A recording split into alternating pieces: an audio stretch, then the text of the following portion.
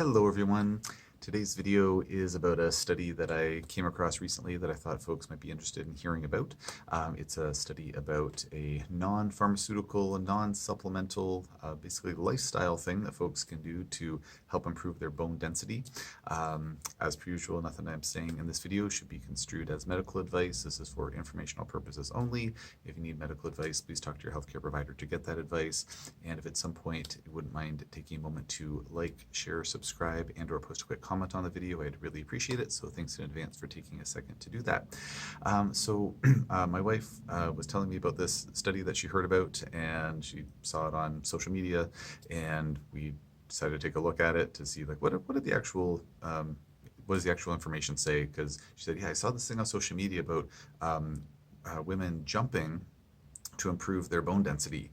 And I thought, well, that's really cool. And I posted a video a couple of months ago about how I started doing some plyometrics in my own life. I had this unexpected ankle sprain while I was, grappling with someone in my jiu-jitsu class, and just like, oh my gosh, I can't believe I sprained my ankle just, so easily, and then realized that plyometrics was missing in my life. So I started doing some jumping, and that's been so far so good anyways. Hopefully that's making my foot stronger and going to make me stronger, faster, and all the good things that plyometrics bring into our health regimens. And so we were thinking about it, and we thought like, wow, that's really smart, because we know that resistance training, weightlifting and things like that, something that's associated with better bone mineral density scores, presumably because the tension that's placed on the bones by the weight-bearing exercise is causing those bones to signaling them to get stronger, so that makes sense. But when you jump up and down, like, it really does put a lot of force, a lot of impact on throughout the skeletal system. You jump and land hard, you're going to feel that all the way up to the top of your head. So we were thinking, well, that's a pretty smart study design. So anyways, we looked at the study and saw, looked at what it had to say. What was interesting, when I was surprised because I'd never heard of this before, but there's actually been enough studies done on jumping therapy or jumping activity on bone density that they've actually been able to do a meta-analysis on this. I believe that there have been at least, I think, like 15 or 19 studies or something like that done. One of the advantages of the meta-analysis is that, by looking at all these different studies, by looking at more and more studies, it says like, oh, well, these ones showed benefit, these ones showed no benefit. Let's pool all the data and, try to figure out like where the truth lies, somewhere in between what all the different studies have to say. That's kind of the general benefit of a meta-analysis. That being said, we do lose, in my opinion, we lose some of the nuances, some of the little details maybe when we're looking at meta-analyses. So I think there's pros and cons of them. So anyways, I'm just going to talk about this one particular study that we saw referenced or my wife saw referenced on social media, and specifically in premenopausal women. And so that's what I'm talking about here, but there's quite a bit more research out there if you're interested in looking. So this study was done back in 2015. If anyone wants to look it up, it's called The Effect of Two Jumping Programs on Hip Bone Mineral Density in Premenopausal Women, a randomized controlled trial. The PubMed ID is 244-60005. So we can easily find that on PubMed. And so basically they looked at these women. They were 60 women, premenopausal, aged 25 to 50, and they put them into one of three groups. So the control group was just doing stretching.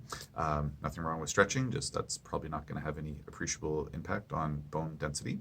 And then the remaining women were broken up into two groups. They were either put in the Jump 10 group or the Jump 20 group. And so to find the full study or program details, you actually have to access the full article, but we did access the full article because we were just captured our imaginations. We wanted to, take a look and see what this was actually done here. And so basically over a 4-month period, so a 16-week period, the women in the treatment groups were either asked to jump 10 times twice a day for 6 days per week. So, pretty much every day. And so the way the study design was to basically, standing on a thin carpet, so not, hard stone floor, but also not like a plush carpet. So just basically a thin mat, essentially, to jump up straight up in the air as high as they could, and then land. And, it's reading through the study, they're saying, they should, they bend their knees a certain way, when they jump up and then land, to land with, their knees a little bit bent, so to, kind of absorb some of the impact kind of thing. So the safest jumping possible, I suppose. And so they jumped straight up in the air and landed, and then waited 30 seconds, and then did the same thing again, and then waited 30 seconds, and just kept doing that until they jumped 10 times in a row. That was for the jump 10 group. And so for the jump 10, they did that 10 times twice a day, 6 days a week. The jump 20 group, they did it 20 times twice a day, and then 6 days a week over this 4-month period. That's what the treatment was. And so by the end of this study period, again, you have to go to the full text to see these exact numbers, and I don't have the full text up here. I was looking at it on my phone. I have it on my laptop here to cross-reference because I'm recording this on my phone.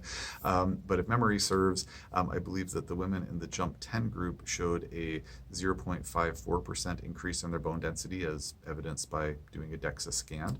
The women in the jump 20 group, I believe it was a 1.5 or 1.3% improvement.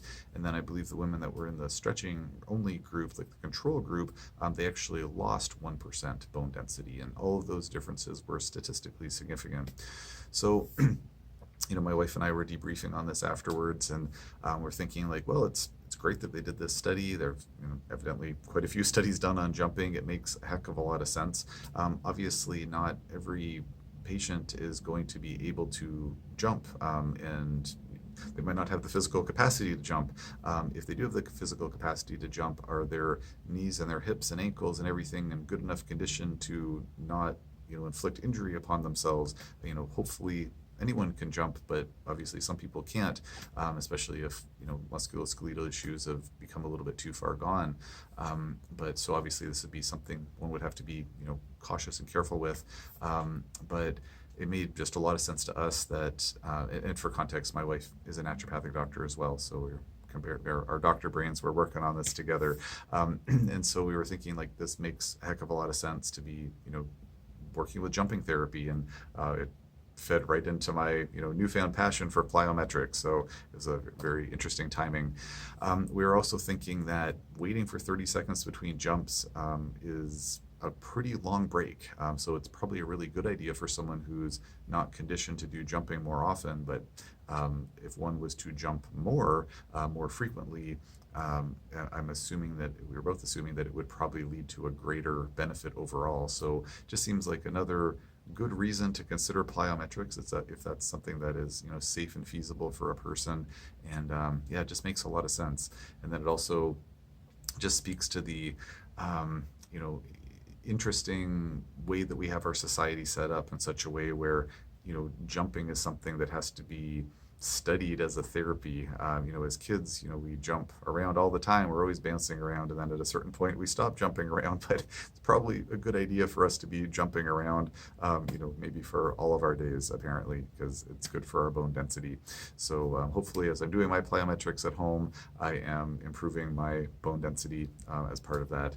And I was pretty interested in this study. So it's great. It's a drug-free intervention, a supplement-free intervention.